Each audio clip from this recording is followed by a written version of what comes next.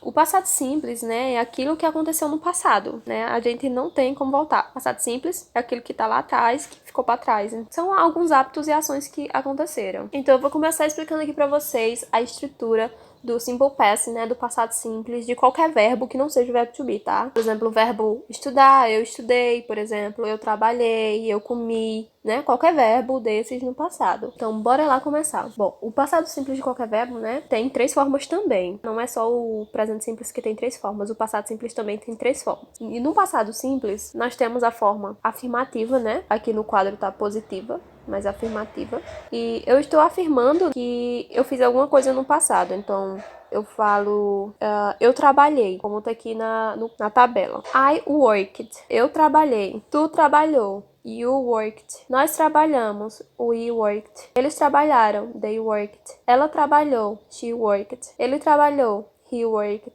Isso trabalhou, ou então qualquer coisa trabalhou. It worked. Ou então aqui também o work também pode ter um sentido de funcionar, né? Isso funcionou. It worked. Então, o que é que a gente fez aqui na forma afirmativa? Simplesmente, a gente só colocou, né, o ed no verbo, para dizer que o verbo está no passado. Então, quando o verbo ele é regular, né, o verbo regular, geralmente, é possível a gente acrescentar o ed no final, assim, do verbo para dizer que ele está no passado. Só precisa disso, acrescentar esse ed. A não ser que o verbo seja um verbo irregular. E aí, você pode dar uma olhada no Google nos verbos irregulares, que eles não vão precisar do ed. Já na forma negativa, para eu negar alguma coisa no passado, né, eu falar eu não trabalhei, eu vou ter que usar o did mais o not. Esse did serve só para dizer que o verbo vai estar no passado. Só para isso. Só para dizer que o verbo está no passado. Então, se eu digo I didn't work, I didn't work, eu quero dizer que eu não trabalhei. Então, se eu falo você não trabalhou, então eu vou dizer you didn't work. Você não trabalhou. We didn't work.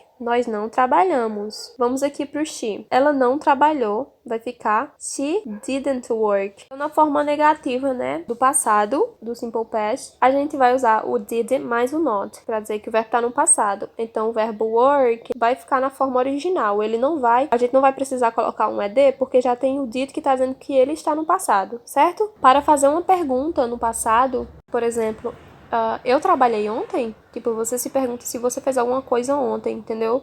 Alguma coisa que já passou. Então, eu trabalhei ontem. Aí você diz, did I work yesterday?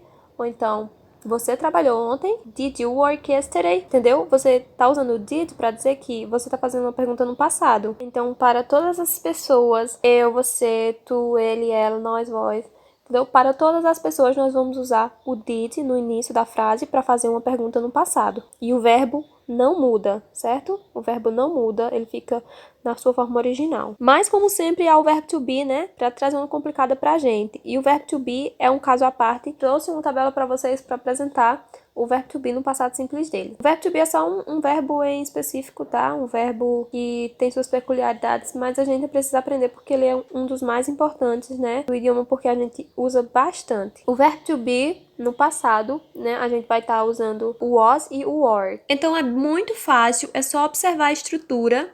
Na forma afirmativa, o was e o were é sempre colocado depois do pronome, né? Seja o I, you, he, she, it, we, you e they. Sempre depois. Então, I was, you were. Na forma negativa, a gente só vai precisar colocar um not, ficar no sentido de eu não estava, ou então eu não era, você não estava. E para pergunta, eu vou colocar esse was ou were também no início da frase. Was I, eu era, ou eu estava, né? Was he, ele era, ou ele estava. Were you, você era, você estava. É isso, a estrutura é essa, afirmativa, negativa e interrogativa. Na afirmativa, vamos só colocar o was ou were. Na forma negativa, vamos acrescentar um not, né? Was mais not ou were mais not. E para fazer pergunta, nós vamos colocar no início da frase was ou were. E é muito simples, é só você prestar atenção quem é o pronome, certo? É só olhar quem é o pronome. Então, o was a gente vai usar para as pessoas I, né?